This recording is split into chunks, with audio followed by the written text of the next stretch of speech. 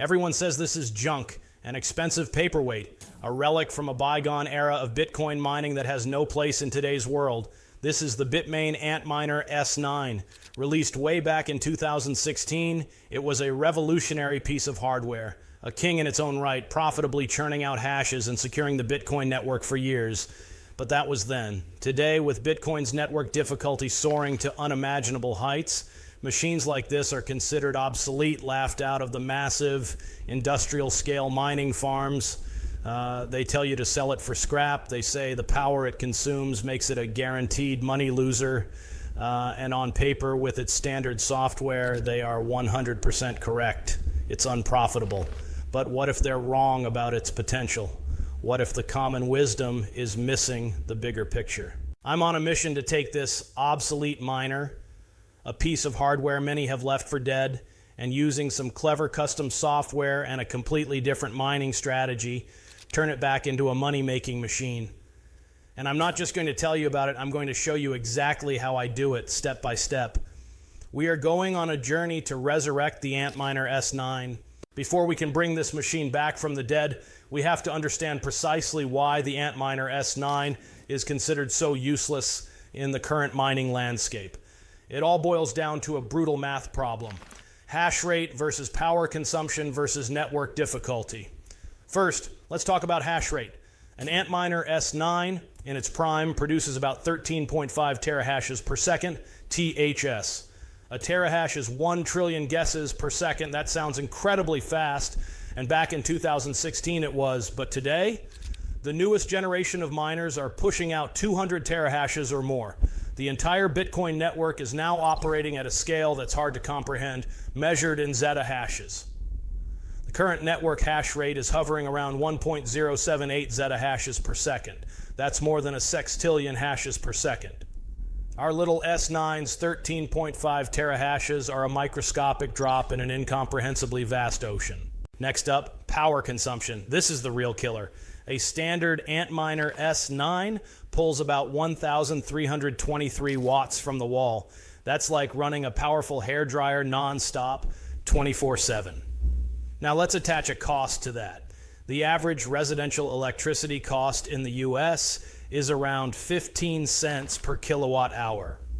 Running a 1,323 watt machine for 24 hours consumes about 31.75 kilowatt hours.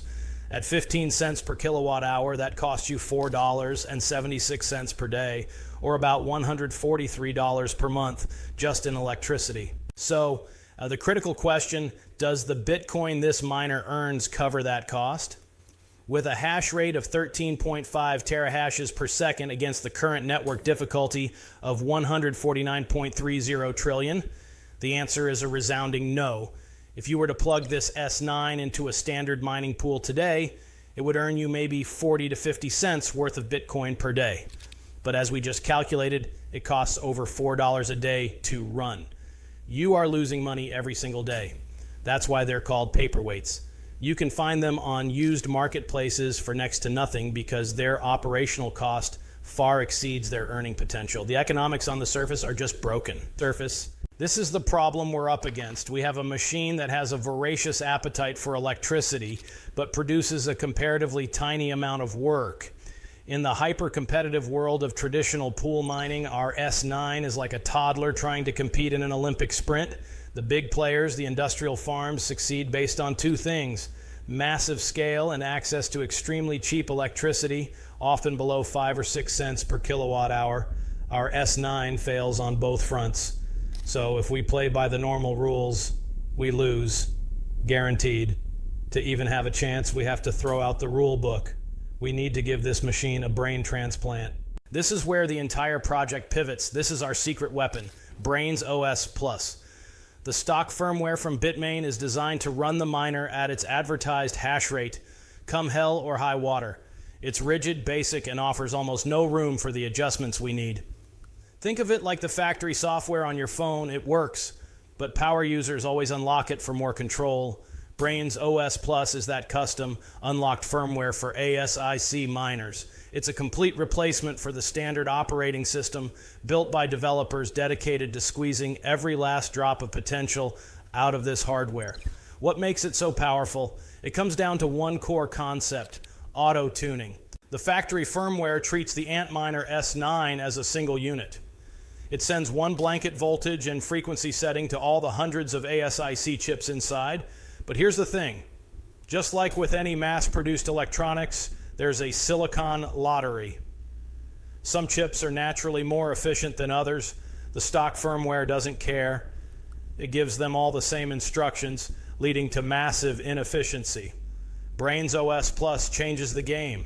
Its auto-tuning feature individually calibrates every single chip. It meticulously tests each one, finding the absolute minimum voltage required to keep it stable at a given frequency. It's like a personal trainer for each chip, creating a custom workout to maximize performance while minimizing energy use. This process is transformative. This auto-tuning capability unlocks our strategy. Instead of running the miner at its blistering, power-hungry 1300 plus watts, Braiins OS allows us to set a much lower power target, say 650 watts. The software then figures out the most efficient way to use that limited power, producing the highest possible hash rate within that budget. This fundamentally alters the S9's disastrous economic equation. Yes, the hash rate will be lower, but the power consumption drops so dramatically that the efficiency, the number of hashes you get per watt, goes through the roof. For example, a stock S9 has an efficiency of about 98 joules per terahash, J per TH. With Braiins OS Plus, you can get that down into the 70s, making it far more competitive. Installing this firmware is the first practical step. It involves downloading the file, accessing the S9's web interface, and uploading the new OS. It's the moment the magic begins. The old, inefficient brain is wiped away and a new, intelligent, and highly tunable mind takes its place. Once it reboots, we get a new dashboard filled with graphs and sliders that give us godlike control over the supposedly junk hardware. The stock S9 is a hammer, a dumb, powerful tool. With Braiins OS Plus, we've turned it into a scalpel, a precise, efficient instrument. Now it's time to put it to work. Our first strategy isn't about hitting a jackpot. It's about pragmatism. We're taking the S9, armed with its new brain, and seeing if we can force it into profitability in a traditional mining pool. The goal is simple. Reduce the electricity cost so dramatically that the small amount of Bitcoin it earns is more than what we pay to power it. Having installed Braiins OS Plus, we dive into the configuration. We are going to intentionally cripple it, but in a very smart way. The key setting is power target. Instead of the stock 1,300 plus watts, let's set a static power target of 650 watts. What happens next is the magic of auto-tuning. The firmware meticulously tests different frequencies and voltages on all the individual chips, searching for the optimal configuration to produce the highest hash rate while staying within our 650 watt limit. This can take a few hours. While it's tuning, we can watch the dashboard. The power consumption settles calmly around our 650 watt target. The high-pitched scream of the stock S9 fades to a much more manageable hum. The temperature drops significantly, which is much healthier for the hardware long term. After the process completes, we look at the results. At a 650 watt power target, our S9 might now be producing, let's say, 7 terahashes per second. Now let's redo our profitability math. Our power consumption is 0.65 kilowatts. Over 24 hours, that's 15.6 kilowatt hours. At our 15 cents per kilowatt hour electricity rate, our daily running cost has plummeted from over $4.70 down to just $2.34. We've slashed our single biggest expense by more than half. Now for the earnings, we connect the miner to a pool.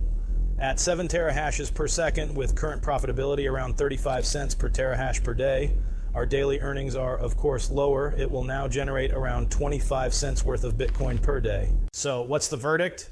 We're earning 25 cents, but it's costing us $2.34. We are still losing over $2 a day. This is a crucial lesson. For someone with a typical residential electricity rate, even with the incredible efficiencies from custom firmware, the Antminer S9 is likely still not going to be profitable in a traditional pool mining setup. However, the story changes completely if you alter one variable, the cost of electricity. What if you have a solar setup with excess power? What if you live in a region with extremely cheap power, say 6 cents per kilowatt hour? Let's run the numbers again at 6 cents. Our daily cost of 15.6 kilowatt hours is now just 94 cents. If we're earning 25 cents, we are now losing about 69 cents a day. We're getting closer. What if we could get our power for 3 cents? Our cost would be 47 cents a day. At that point, we're still losing, but only by about 22 cents. A small rise in Bitcoin's price could flip this into the green. This demonstrates the power of what we've done. And we've taken a hopelessly unprofitable machine and brought it right to the edge of profitability for those with access to ultra cheap power. For them, it's a way to convert cheap electricity into Bitcoin, slowly accumulating the asset. But for the rest of us, we need a different approach. We need to change the game we're playing. This is the path that gets people excited. This is where we stop thinking like a salaried worker and start thinking like a treasure hunter. This is the world of solo mining. When you mine in a pool, you combine your hash rate with others to increase your collective chance of finding the next block. When your pool finds a block, the reward, currently 3.125 BTC plus transaction fees, is split among all participants. This is why you get tiny, consistent payouts. Solo mining is the opposite. You work for yourself. You aren't sharing your effort, which means if you do find a block, you don't share the reward. You get to keep the entire thing. The whole 3.125 BTC, which at today's prices is worth hundreds of thousands of dollars. This is why it's called the Bitcoin lottery.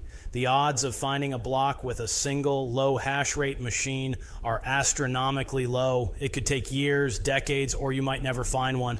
But, and this is the critical word, it is not impossible. In fact, 2025 has been a surprisingly good year for solo miners. As of late November, there have been 13 instances of solo miners winning the entire block reward through a single solo pool. Just recently, an extremely lucky solo miner with a hash rate of only 1.2 terahashes per second successfully mined a block, taking home a reward of over $266,000. That's a tiny fraction of the power of even one stock S9. These events are a powerful reminder that the promise of Bitcoin is still alive. Anyone, anywhere with any amount of hash rate still has a chance. This is where our ultra-efficient Antminer S9 becomes the perfect lottery ticket machine. The reason solo mining with a stock S9 is a terrible idea is because you'd be paying over $140 a month in electricity for a ticket that will almost certainly never win. The cost is too high. But our custom-tuned S9, we've changed the game. Let's go back into our Braiins OS Plus dashboard. This time, we're going to be even more aggressive. Let's set the power target to just 325 watts. We let the auto-tuning work its magic once again. After it stabilizes, we check the stats. At 325 watts, our S9 is now humming along, producing about 3.2 terahashes per second. It's whisper quiet. The heat output is minimal. It's no longer an industrial monster. It's a tame piece of home electronics. Now for the cost. At 325 watts, running 24/7, it consumes 7.8 kilowatt hours per day. Even at our expensive 15-cent electricity rate, that's just $1.17 per day, or about $35 a month. For $35 a month, we are now officially playing the Bitcoin lottery. We have a machine submitting trillions of potential block solutions to the network every second. Each one has a tiny but non-zero chance of being the golden ticket. The setup is simple. We configure our miner to point to a solo mining pool, enter our Bitcoin wallet address, and save. That's it.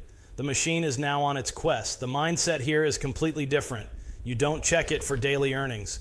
The earnings page will read 0 day after day. The excitement comes from the possibility, knowing that at any given moment, your little repurposed junk miner could solve a problem before any of the billion-dollar farms do and deliver a life-changing reward to your wallet. So, was this mission a success? Did we turn this old Bitcoin miner back into a profitable venture? Yes, absolutely, but not in the way most people think of profit. The lesson of the Antminer S9 is that profitability isn't a single number. It depends on your strategy, your resources, and your goals.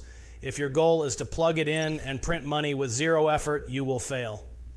Those days are long gone for this hardware, but if you're willing to get your hands dirty, to install custom firmware, and to think creatively, this obsolete machine is overflowing with potential.